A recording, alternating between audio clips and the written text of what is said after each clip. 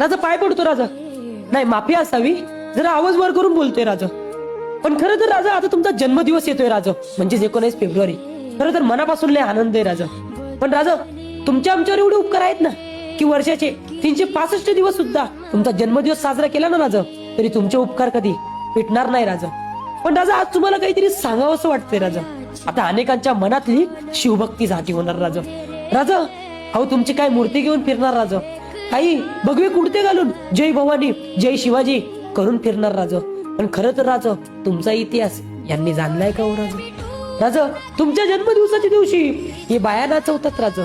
राजा आपल्या गड किल्ल्यांना हे राजकारणी लोक फोडायला चाललेत राजा.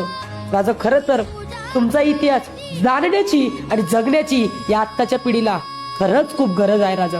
राजा आपलं शंभूराज, आता आपल्या शंभूराजांचा राज्याभिषेक झाला राजा. नेमकं तेव्हाही लोकांना आठवण पडली राजा.